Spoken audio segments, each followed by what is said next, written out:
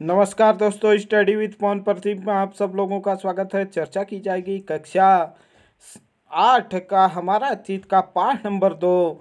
जैसे कि आप लोग देख पा रहे होंगे, पाठ का नाम है व्यापार से साम्राज्य तक कंपनी की सत्ता स्थापित होती है। मतलब जो अंग्रेज यहाँ पर व्यापारी बन कर के आए थे, वह किस तरीके से यहाँ के सत्ता पर स्थापित हो गए, सत्ता पर उन्होंने कब्जा कर लिया, इसके बारे में हम यहाँ पर चर्चा करेंगे। आइए देखते हैं कि किस तरीके से समझाने का प्रयास किया गया है कक्षा 8 में। मुगल बादशाहों में औरंगजेब अंतिम शक्तिशाली बादशाह थे। उन्होंने वर्तमान भारत में वर्तमान भारत का जो बहुत बड़ा हिस्सा है उस पर नियंत्रण स्थापित किया था। 1707 में उसकी मृत्यु के बाद बहुत सारे मुगल सूबेदार और बड़े बड़े जमींदार अपनी ताकत दिखाने लगे थे। औरंगजेब जो उत्तरवर्ती मुगल शासकों में या जो मुगल शासक थे उनमें प्रमुख शासक था, जो मतलब कि अपने पूरे साम्राज्य को नियंत्रित करने में सफल रहा। जबकि उत्तरवर्ती अगर मुगल शासकों की बात करें, औरंगजेब के बाद के शासकों की अगर बात करें, तो उनके समय में जो क्षेत्रीय सरदार थे, जमींदार थे, सूबेदार थे, उन्होंने अपने अपने क्षेत्रों में ताकत दिखानी शुरू की और उन्होंने अपनी क्षेत्रीय रियासतें कायम कर ली थी। जैसे जैसे विभिन्न भागों में ताकतवर क्षेत्रीय रियासतें सामने आने लगी, दिल्ली अधिक दिनों तक प्रभावी केंद्र के रूप में नहीं रह सका। मतलब जो दिल्ली से पूरे भारत पर साम्राज्य स्थापित किया गया था, वह ज़्यादा प्रभावी नहीं रहा।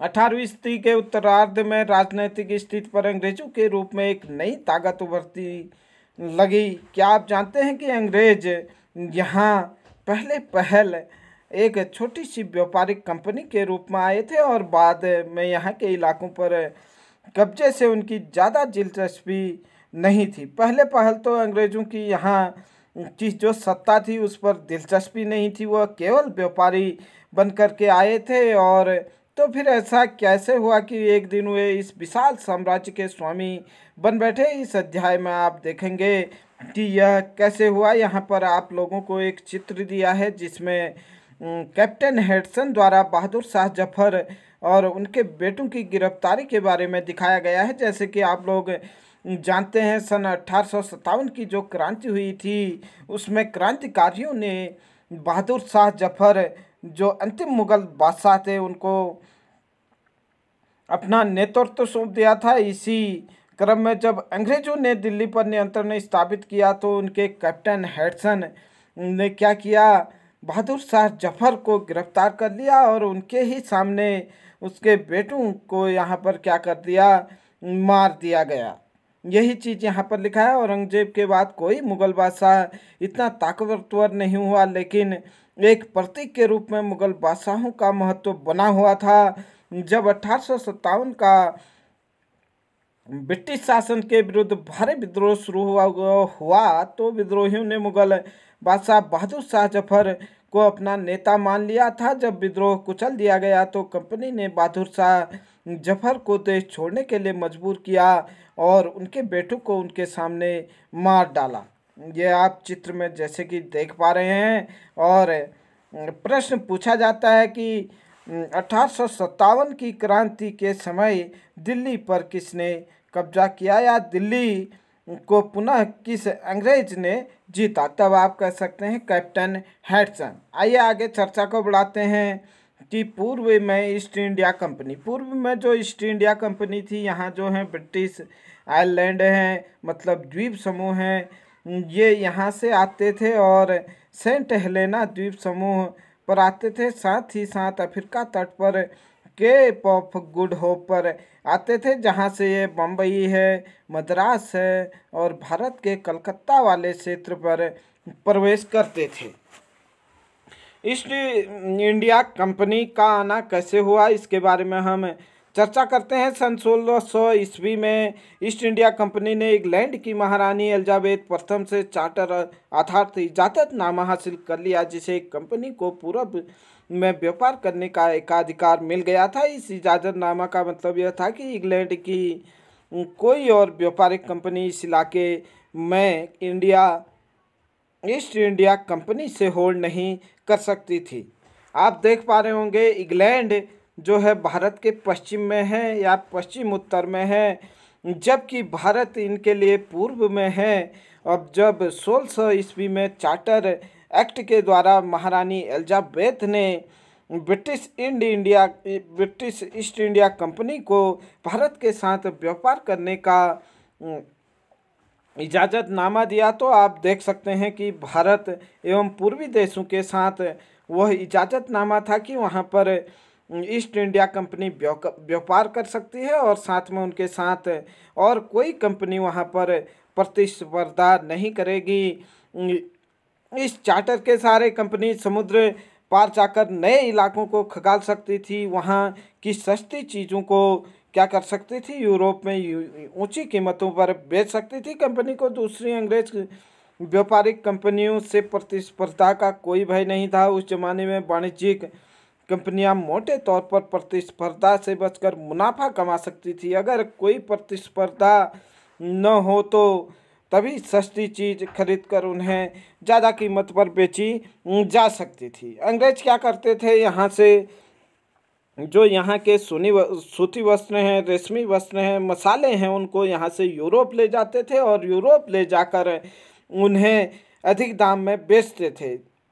अधिक दाम तब मिलता जब कोई प्रतिस्पर्धा नहीं होती थी। मान लीजिए अगर एक चीज़ को खरीदने वाले अगर 5 या 10 लोग हैं तो उस चीज़ की कीमत अपने आप बढ़ जाएगी। अगर एक चीज़ को खरीदने वाला केवल एक व्यक्ति है तो उस चीज़ की कीमत क्या रहेगी, स्थिर रहेगी या नहीं कम रहेगी। वाणिज्यिक मतलब एक ऐसा व्यावसायिक उद्यम जिसमें चीज़ों को सस्ती कीमत पर खरीदा और ज़्यादा कीमत पर बेच कर या नहीं मुख्य रूप से व्यापार के जरिए मुनाफा कमाया जाता है। लेकिन यह शाही दस्तावेज दूसरे यूरोपीय ताकतों को पूरब के बाजारों में आने से नहीं रोक सकता था। ईस्ट इंडिया कंपनी को जो चार्टर एक्ट के तहत व्यापार करने की ताकत दी थी वह केवल ब्रिटिश व्यापारियों के एक समूह को दी गई थी, जबकि यूरोप के अनेक देश भी क्या कर रहे थे, उसमें भारत के साथ व्यापार करने की होड़ में थे। जब तक इंग्लैंड के जहाज अफ्रीका के पश्चिमी तट को छूते केप ऑफ गुड होप, जैसे कि अभी हमने देखा था अफ्रीका के तट पर यहाँ केप ऑफ गुड होप था, यहाँ तक अंग्रेज लोग पहुँचते उससे पहले पुर्तगाली क्या कर चुके थे, भारत में प्रवेश कर चुके थे। भारत के पश्चिमी तट पर अपनी उपस्थिति दर्ज करा दी थी। वे गोवा में अपना ठिकाना बना चुके थे। पुर्तगाल के खोजी यात्री वास्को डी गामा ने 1498 में पहली बार भारत तक पहुंचने के इस समुद्री मार्ग का पता लगाया था। प्रश्न पूछा जाता है कि वास्को डी गामा कब भारत आया। वास्को डी गामा 1498 ईस्वी में भारत आया। कहाँ का निवासी था? पुर्तगाल का निवासी था। 17वीं शताब्दी के पूर्व तक डच भी हिंद महासागर में व्यापार की संभावना तलाशने लगे। अगर डचों की बात अगर हम करें तो पुर्तगालियों के बाद 1602 में लगभग 100 साल बाद डच लोग यहाँ पर आए और 1602 में उन्होंने अपनी एक व्यापारिक कोठी भी यहाँ पर खोल ली थी। महासागर में संभावनाएं तलाशने लगे व्यापार के। कुछ ही समय बाद फ्रांसीसी व्यापारी भी सामने आ गए, मतलब उसके बाद अंग्रेज यहाँ पर आते हैं, साथ ही साथ डेनिश आते हैं 1616 में, और तब जाकर के 1664 ईस्वी तक यहाँ पर फ्रांसीसी व्यापारी भी आ चुके थे, या नहीं अनेक देशों के लोग यहाँ आ चुके थे। पुर्तगाली, डच, अंग्रेज, डेनिश, फ्रांसीसी सब ये यहाँ भारतीय लोगों से व्यापार करके सस्ती चीज़ों को यूरोप में ज़्यादा कीमत में बेचने के लिए उत्साहित थे। समस्या यह थी कि सारी कंपनियां एक जैसी चीज़ों की खरीदारी चाहती थी। यूरोप के बाज़ारों में बने बारीक यूरोप के बाज़ारों में मांग थी, भारत में बने बारीक सूती कपड़ों के और रेशम की ज़बरदस्त मांग थी। इसके अलावा काली मिर्च है, लौंग है, इलायची है, दालचीनी है की भी यहाँ पर ज़बरदस्त मांग थी। प्रश्न पूछा जा सकता है कि यूरोप के बाजार में किन चीज़ों की मांग थी? बारीक सूती कपड़े, रेशमी वस्त्र, साथ ही साथ काली मिर्च, लौंग, इलायची, दालचीनी, ये सब चीज़ की यूरोप में क्या थी? ज़बरदस्त मांग थी। यूरोपीय कंपनियों के बीच इस बढ़ती प्रतिस्पर्धा ने भारतीय बाजारों में इन चीज़ों की कीमतें बढ़ने लगी, उससे मिलने वाला मुनाफा क्या होने लगा, कम होने लगा या नहीं गिरने लगा। अब इन व्यापारिक कंपनियों के फलने फूलने का यही एक रास्ता था कि वे अपनी प्रतिस्पर्धी कंपनियों को क्या करें, खत्म कर दें। लिहाजा बाजारों पर कब्जे की इस होड़ ने व्यापारिक कंपनियों के बीच लड़ाइयों की शुरुआत कर दी। 17वीं और 18वीं सदी में जब भी मौका मिलता तो ये एक कंपनी दूसरी कंपनी के जहाज़ों को डुबा देती या रास्ते में रुकावटें खड़ी कर देती या माल से लदे जहाज़ों को आगे बढ़ने से रोक लेती। यह व्यापार हथियारों की मदद से चल रहा था और व्यापारिक चौकियां को किलेबंदी के जरिए क्या कर रहे थे, सुरक्षित कर रहे थे। मतलब जहां पर इससे ये व्यापार करते थे उसकी किलेबंदी करने लगे। अपनी बस्तियों को किलेबंद करने और व्यापार में मुनाफा कमाने की इन कोशिशों के कारण स्थानीय शासकों से भी टकराव होने लगा। इस प्रकार व्यापार और राजनीति को एक दूसरे से अलग रखना कंपनी के लिए मुश्किल होता जा रहा था। ये देखें कि यह कैसे हुआ। ईस्ट इंडिया कंपनी बंगाल में व्यापार शुरू करती है। पहली जो इंग्लिश फैक्ट्री थी वह 1651 में हुगली नदी के तट पर शुरू की गई थी, जबकि इससे पहले अगर हम देखें अंग्रेजों ने 1608 ईस्वी में सूरत में अपनी एक व्यापारी कोठी खोल ली थी। इन व्यापारियों को उस जमाने में व्यापारियों को फैक्टर कहा जाता था। प्रश्न पूछा जा सकता है कि आधुनिक काल में जब अनेक देशों के लोग यहाँ पर आए तो उन्हें उनके व्यापारियों को क्या कहा जाता था, फैक्टर कहा जाता था। इस फैक्ट्री में वेयर हाउस था जहाँ निर्यात होने वाली चीज़ों को क्या करते थे, जमा करते थे। यहीं पर उनके दफ्तर भी थे जिसमें कंपनी के अफसर बैठते थे। जैसे जैसे व्यापार फैला कंपनी के सौदागरों और व्यापारियों को फैक्ट्रियों के आसपास आकर बसने के लिए क्या करने लगे, प्रेरित करने लगे। 1696 तक कंपनी ने इस आबादी के चारों ओर तरफ एक किला बनाना शुरू कर दिया। 2 साल बाद उसने मुगल अफसरों को रिश्वत देकर 3 गांव की जमींदारी भी खरीद ली। अंग्रेजों ने यह काम कर लिया। इसमें से एक गांव कालीकाता था जो बाद में कलकत्ता बना। अब इसे कोलकाता कहा जाता है। कंपनी ने मुगल सम्राट औरंगजेब को इस बात के लिए भी तैयार कर लिया कि वह कंपनी को बिना शुल्क चुकाए व्यापार करने का फरमान जारी कर दे। कंपनी ज़्यादा से ज़्यादा रियासतें हासिल करने और पहले से मजबूत अधिकारों का ज़्यादा से ज़्यादा फायदा उठाने लगी थी। उदाहरण के लिए औरंगजेब के फरमान से केवल कंपनी को ही शुल्क मुक्त व्यापार करने का अधिकार मिला था, जबकि कंपनी के अफसर निजी तौर पर व्यापार चलाते थे। उन्हें यह छूट नहीं थी, लेकिन उन्होंने भी शुल्क चुकाने से क्या कर दिया, इनकार कर दिया। इससे बंगाल में राजस्व वसूली की बहुत कम हो गई। मतलब जो राजस्व आता था वह बहुत कम हुआ। ऐसे में भला बंगाल के नवाब मुर्शीद कुली खां विरोध क्यों नहीं करते। बंगाल में जो स्वतंत्र शासन की स्थापना की थी वह मुर्शीद कुली खां ने की थी। मद्रास के जहाज़ों से सामान लादी स्थानीय नौकाएं आप देख सकते हैं। मद्रास का ये दृश्य है जहाँ पर सामान से लदे हुए ये नौकाएं हैं। और यह चित्र अगर बनाने की बात करें तो विलियम सिम्पसन ने बनाया था। विलियम सिम्पसन ने बनाया था 1667 ईस्वी में, 1867 ईस्वी में। ये चर्चा हम 2022-23 शिक्षा सत्र में कर रहे हैं। व्यापार से युद्धों तक की बात कैसे पहुंचती है, आइए देखते हैं कि यहाँ पर किस तरीके से व्यापार से युद्ध तक यहाँ अंग्रेजों ने किया।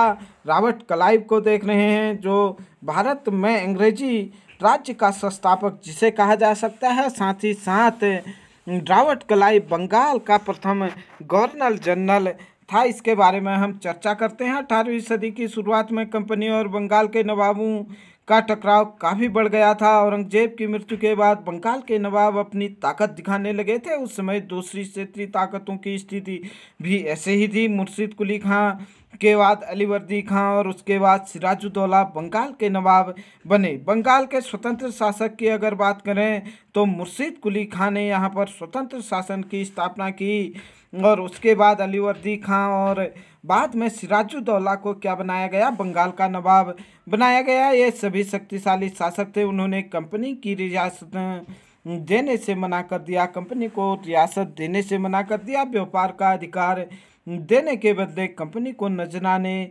मांगे, उसे सिक्के डालने का अधिकार नहीं दिया और उनको किलेबंदी को बढ़ाने से रोक दिया। कंपनी पर धोखाधड़ी का आरोप लगाते हुए उन्होंने दलील दी कि उसकी वजह से बंगाल सरकार का राजस्व वसूली कम होता जा रहा है और नवाबों की ताकत कमजोर पड़ रही है। कंपनी टैक्स चुकाने को तैयार नहीं थी। उसके अफसरों ने अपमानजनक चिट्ठियां लिखी और नवाबों और उनके अधिकारियों को अपमानित करने का प्रयास किया। कंपनी का कहना था कि स्थानीय अधिकारियों की बेतुकी मांगों से कंपनी का व्यापार तबाह हो रहा है और व्यापार तभी फल फूल सकता है जब सरकार शुल्क हटा ले। कंपनी को इस बात का भी यकीन था कि अपना व्यापार फैलाने के लिए उसे अपनी आबादी बढ़ानी होगी, गांव खरीदने होंगे और किलों का पुनर्निर्माण करना होगा। ये टकराव दिनों दिन गंभीर होता गया। अंततः इन टकरावों की परिणति प्लासी के युद्ध के रूप में हुआ, मतलब प्लासी का युद्ध हुआ। यहाँ पर आप देखेंगे कठपुतली शासक कैसे प्लासी के युद्ध के बाद अंग्रेजों ने बंगाल के गद्दी पर बैठा दिया। कठपुतली मतलब एक खिलौना होता है जिससे आप धागों के सहारे अपने हिसाब से नचाते हैं। जो व्यक्ति किसी और के इशारों पर चलता है उसे भी मजाक उड़ाने के लिए अक्सर कठपुतली कहा जाता है। प्लासी का युद्ध कैसे हुआ इसके बारे में आइए जानते हैं। 1656 में अलीवर्दी खां की मृत्यु हो गई थी और सिराजुद्दौला बंगाल के नवाब बने। कंपनी को सिराजुद्दौला की ताकत से काफ़ी भय था। सिराजुद्दौला की जगह कंपनी एक ऐसी कठपुतली नवाब चाहती थी जो उसे व्यापारिक रियासतें और अन्य सुविधाएं आसानी से देने के लिए आनाकानी न करे। कंपनी ने प्रयास किया कि सिराजुद्दौला के प्रतिद्वंदियों में से किसी एक को नवाब बना दिया जाए। कंपनी को कामयाबी नहीं मिली।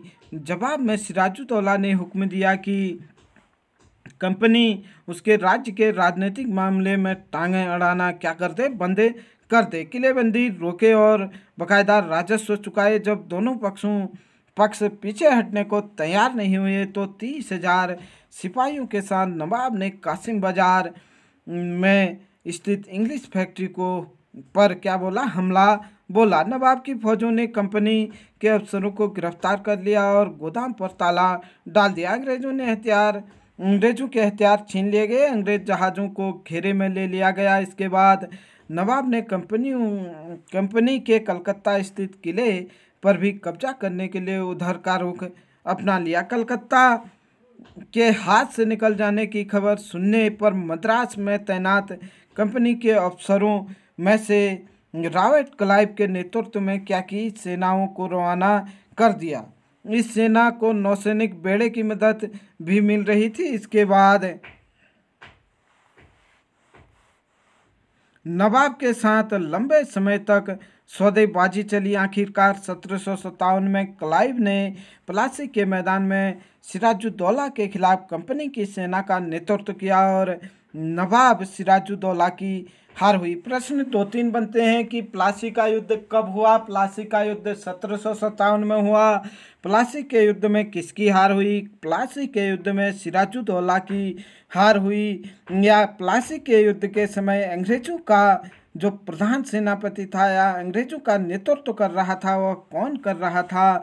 आप बता सकते हैं रॉबर्ट क्लाइव कर रहा था। हार का एक बड़ा कारण उसके सेनापतियों में से एक सेनापति मीर जाफर की कारगुजारियाँ भी थी। मतलब जब सिराजुद्दौला हारा तो उसका एक हारने का मुख्य कारण था कि उसके जो मुख्य सेनापति था मीर जाफर, उसने उसे धोखा दिया और मीर जाफर की टुकड़ियाँ इस युद्ध में हिस्सा नहीं लिया। रॉबर्ट क्लाइव ने यह कहकर उसे अपने साथ मिला लिया था कि सिराजुद्दौला को हटाने के बाद मीर जाफर को बंगाल का नवाब बना दिया जाएगा। ये देखते हैं पिछले पेज में हम जैसे कि यहाँ पर देख पा रहे थे कि किस प्रकार से यहाँ पर अंग्रेजों ने भारत में अपना शासन स्थापित करने के लिए प्लासी का युद्ध जीता। ये देखते हैं चित्र। महान्यायालय कक्ष, east India house, laden hall street, east India company के कोर्ट ऑफ राइट्स की लंदन में स्थित लेडन हॉल स्ट्रीट पर बने ईस्ट इंडिया कंपनी हाउस में बैठकें होती थी। यह ऐसे ही एक सभा का चित्र यहाँ पर दिया गया है। जबकि यहाँ देखें तो सिराजुद्दौला को यहाँ पर दिखाया गया है। आइए चर्चा आगे देखते हैं। संपन्नता का आश्वासन। इंग्लैंड के लोग ईस्ट इंडिया कंपनी की शासकीय महत्वाकांक्षाओं को संदेश और आत्मविश्वास से देखते थे। प्लासी की लड़ाई के बाद रॉबर्ट क्लाइव ने अंग्रेज सम्राट को एक मुख्य विदेश मंत्री विलियम पिट को 7 जनवरी 1759 को कलकत्ते से यह चिट्ठी भेजी थी कि लेकिन इतनी विशाल सत्ता एवं वाणिज्यिक कंपनी के लिए बहुत बड़ी बात हो गई। मैं खुद यह सोचकर अभिभूत हूँ कि समृद्ध रियासतों पर पूरा कब्जा हासिल करने में कोई परेशानी नहीं आएगी। रॉबर्ट क्लाइव कह रहा है कि इतने जो समृद्ध यहाँ भारतीय क्षेत्र हैं उन पर हमें कब्जा करने में कोई भी दिक्कत नहीं आएगी। अब मैं यह फैसला आप पर छोड़ता हूँ कि आप क्या सालाना 20 लाख स्टर्लिन की आमदनी और 3 प्रांतों पर कब्जा कोई ऐसी चीज़ है जिस पर इतना शोर मचाना उचित नहीं हो। मतलब रॉबर्ट क्लाइव समझाना चाह रहा है कि किस तरीके से वह भारत पर अपना कब्जा कर सकता है और यहाँ पर उससे कितनी आमदनी इंग्लैंड को हो सकती है, उसे समझाने का प्रयास किया गया है। नवाब की शिकायतें। 1733 में बंगाल के नवाब ने इंग्लैंड व्यापारियों के बारे में यह कहा था कि जो इंग्लैंड के व्यापारी हैं, जब वो पहली बार हमारे देश में आए थे तो उन्होंने सरकार के सामने विनती करते हुए कहा था कि यदि उन्हें एक फैक्ट्री बनाने की थोड़ी सी ज़मीन दे दी जाए तो उन्हें वह ज़मीन तो मिल गई, लेकिन उन्होंने बहुत बड़ा किला खड़ा कर डाला है और इसके चारों तरफ गड्ढे बना दिए हैं जो नदी से जोड़ते हैं। दीवारों पर उन्होंने न जाने कितनी तोपें तैनात कर दी हैं। उन्होंने बहुत सारे सौदागरों को और अन्य लोगों को अपने मातहत बना दिया है और वह 1 लाख रुपये राजस्व वसूल कर रहे हैं। वे असंख्य औरतों और मर्दों को भी उन्हीं के देश में गुलाम बनाकर लूट खसोट रहे हैं। किस प्रकार से यहाँ पर नवाब समझाना चाह रहे हैं कि अंग्रेज़ों ने यहाँ पर किस प्रकार से अपने साम्राज्य को बढ़ाने के इरादे यहाँ पर किए हैं और अपना साम्राज्य को किस तरीके से यहाँ पर अंग्रेज बढ़ा रहे हैं, इस पर नवाब ने 1733 में लिखा था। आइए चर्चा को आगे देखें कि प्लासी के जंग का महत्व इसलिए है कि क्योंकि भारत में यह कंपनी की पहली जीत थी। प्लासी की जंग के बाद सिराजुद्दौला को मार दिया गया और मीर जाफर शासक बना। कंपनी अभी भी शासन की जिम्मेदारी संभालने को तैयार नहीं था। उसका मूल उद्देश्य तो व्यापार को फैलाना था। अगर यह काम स्थानीय शासकों की मदद के बिना लड़ाई लड़े ही किया जा सकता था तो किसी राज्य को सीधे अपने कब्जे में लेने की क्या जरूरत थी। अंग्रेज चाहते थे कि मतलब वो अभी भी यहाँ का शासन अपने हाथ में ना ले बल्कि बीच में भारतीयों को ही रखें, जिससे कि भारतीय जनता भी ये समझे कि अंग्रेज निश्चित तौर पर उनकी भलाई के लिए कार्य कर रहे हैं। जल्दी ही कंपनी को एहसास होने लगा कि यह रास्ता भी आसान नहीं है। कठपुतली नवाब भी हमेशा कंपनी के इशारों पर नहीं चलते थे। आखिरकार उन्हें भी अपनी प्रजा की नज़र में सम्मान और संप्रभुता का दिखावा करना ही पड़ता था। तो फिर कंपनी क्या करती। मीर जाफर ने कंपनी का विरोध किया तो कंपनी ने उसे हटाकर मीर कासिम को नवाब बना दिया। प्रश्न पूछा जाएगा कि सिराजुद्दौला के बाद कौन बंगाल का नवाब बना। मीर जाफर के बाद कौन बना। मीर कासिम। जब मीर कासिम परेशान करने लगा तो बक्सर की लड़ाई 1764 में उसको भी क्या करना पड़ा, 1764 में हारना पड़ा। प्रश्न पूछा जाएगा कि बक्सर का युद्ध कब हुआ। बक्सर का युद्ध 1764 में हुआ। किसकी विजय हुई? अंग्रेजों की विजय हुई। हार किसकी हुई? हार अगर देखें तो इस ओर से त्रिपक्षी गुट बना था, 3 लोगों का गुट बना था। अवध नवाब शुजाउद्दौला और बंगाल नवाब मीर कासिम तथा जो दिल्ली के शासक थे शाह आलम ने भी इस युद्ध में अप्रत्यक्ष रूप से भाग लिया था। उसने बंगाल से बाहर कर दिया गया और मीर जाफर को फिर से क्या बनाया गया? शासक बनाया गया। अब नवाब को हर महीने 5 लाख रुपये कंपनी को चुकाने थे। कंपनी अपने खर्चे से निपटने, व्यापारिक जरूरतों तथा अन्य खर्चों को पूरा करने के लिए और पैसा चाहती थी। कंपनी और ज़्यादा इलाकों पर अपना क्या करना चाहती थी, इलाके तथा और ज़्यादा कमाई चाहती थी। 1765 में जब मीर जाफर की मृत्यु हुई तब तक कंपनी के इरादे बदल चुके थे और कठपुतली नवाबों के साथ अपने खराब अनुभवों को देखते हुए क्लाइव ने ऐलान कर दिया कि हमें खुद अब नवाब बनना पड़ेगा, मतलब बंगाल की सत्ता वह स्वयं संभालेंगे। आखिरकार 1765 में मुगल साम्राज्य ने कंपनी को ही बंगाल प्रांत का दीवान नियुक्त कर दिया। दीवानी मिलने के कारण कंपनी को बंगाल के विशाल राजस्व संसाधनों पर नियंत्रण मिल गया। इस तरह कंपनी की एक पुरानी समस्या हल हो गई। 18वीं शताब्दी की शुरुआत से ही भारत के साथ उनका व्यापार बढ़ता जा रहा था, लेकिन उसे भारत में ज़्यादातर चीज़ें ब्रिटेन से लाए गए सोने और चांदी के बदले खरीदनी पड़ती थी।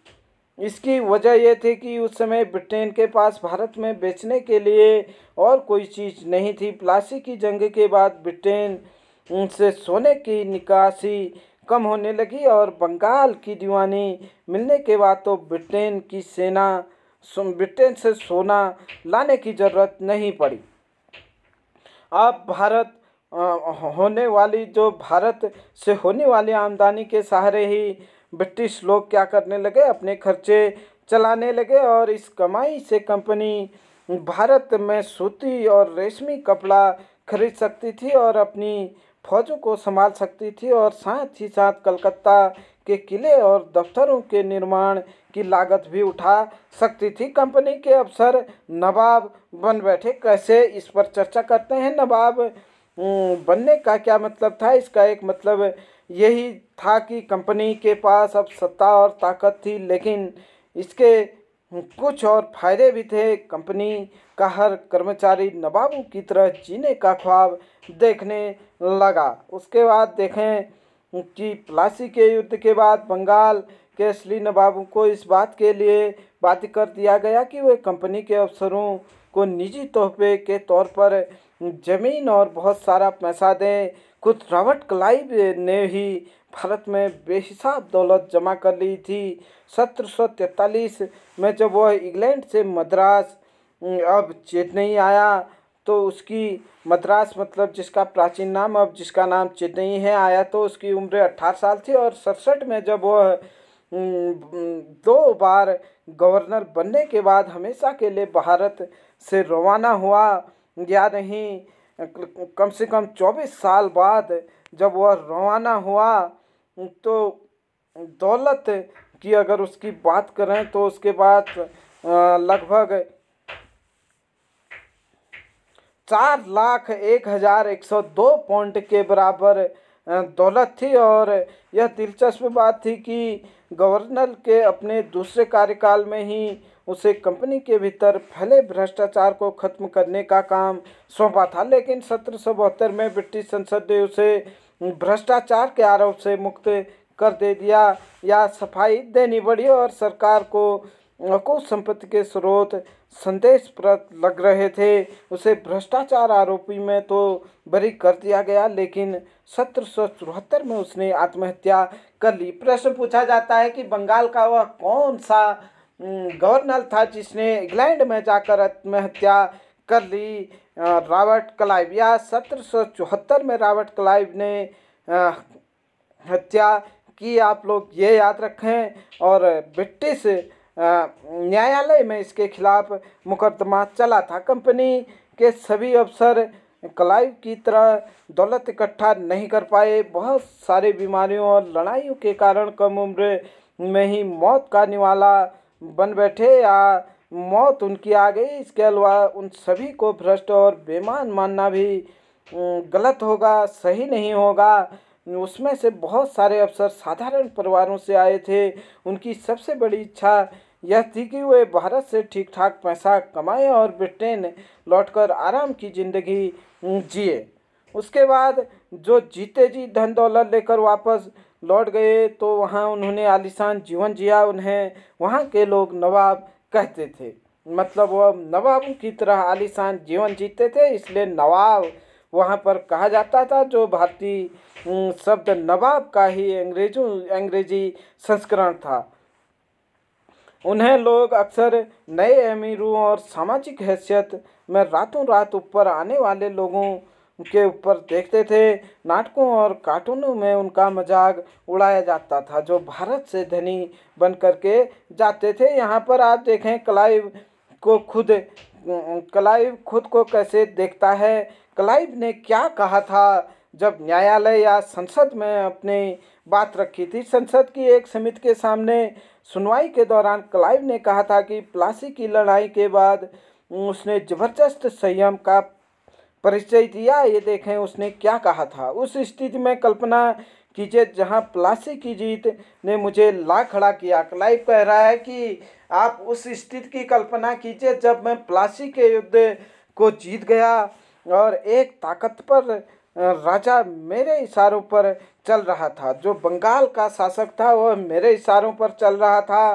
संपन्न शहर मेरी दया पर थी, मतलब मैं जो चाहता वह शहर में वह कर सकता था और उसके सबसे दौलतमंद महाजन मेरी एक एक मुस्कुराहट के लिए एक दूसरे की गिरेबान खींच रहे थे।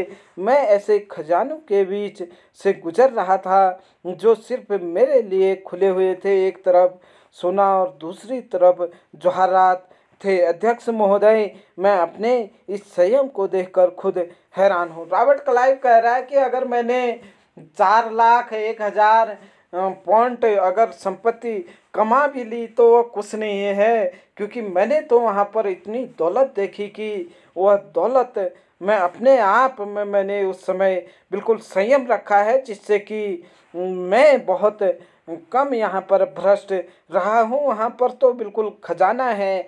आप अगर देखेंगे तो यहाँ पर मेरी कोई गलती नहीं है। इस प्रकार से रॉबर्ट क्लाइव अपना पक्ष रख रहा है। कंपनी का फैलता शासन, कंपनी का शासन कैसे फैला देखें। यदि हम 1757 से 1857 के बीच ईस्ट इंडिया कंपनी के द्वारा भारतीय राज्यों पर कब्जे की प्रक्रिया को देखें तो कुछ महत्वपूर्ण बातें सामने आती हैं। किसी अनजान इलाके में कंपनी ने सीधे सैनिक हमला प्रायः नहीं किया। उसने किसी भी भारतीय रियासत का अधिग्रहण करने से पहले विभिन्न राजनीतिक, आर्थिक और कूटनैतिक साधनों का इस्तेमाल किया। बक्सर की लड़ाई 1764, जैसे कि आप लोगों ने देखा, इसके बाद कंपनी ने भारतीय रियासतों में रेजिडेंट तैयार कर दी। ये कंपनियां राजनीतिक और व्यापारिक प्रतिनिधि होते थे। उनका काम कंपनियों के हितों की रक्षा करना और उन्हें आगे बढ़ाना होता था। रेजिमेंट के माध्यम से कंपनी के अधिकारी भारतीय राज्यों के भीतरी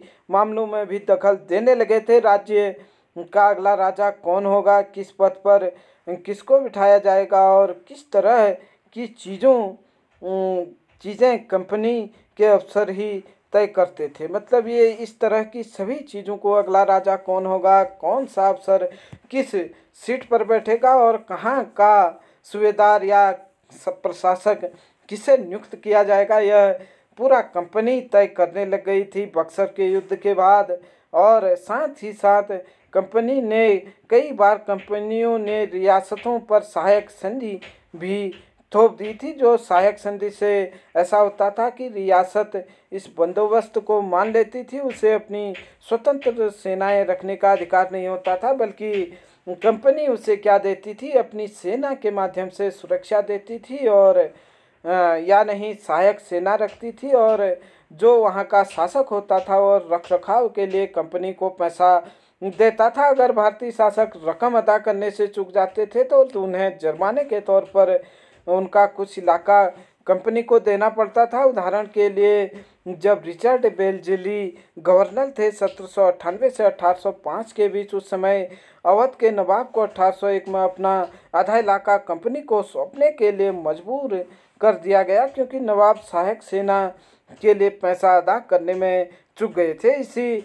आधार पर हैदराबाद के भी कई इलाके छीन लिए गए थे। यहाँ पर आप जो ये तस्वीर देख रहे हैं, अपने बेटों और ब्रिटिश रेजिमेंट के साथ खड़ा नवाब शुजाउद्दौला टिली कैटल द्वारा बनाया गया यह चित्र है। बक्सर की लड़ाई के बाद हुई संधियों के फलस्वरूप नवाब शुजाउद्दौला के ज़्यादातर अधिकार छीन लिए गए थे। वह रेजिमेंट के सामने चीर परिचित शाही शानो शौकत के साथ दिखाई दे रहा है। यहाँ पर आप देख पा रहे होंगे रेजिडेंट की क्या ताकत होती थी, इस पर हम एक नज़र देखें। कंपनी द्वारा नियुक्त किए गए रेजिडेंट्स के बारे में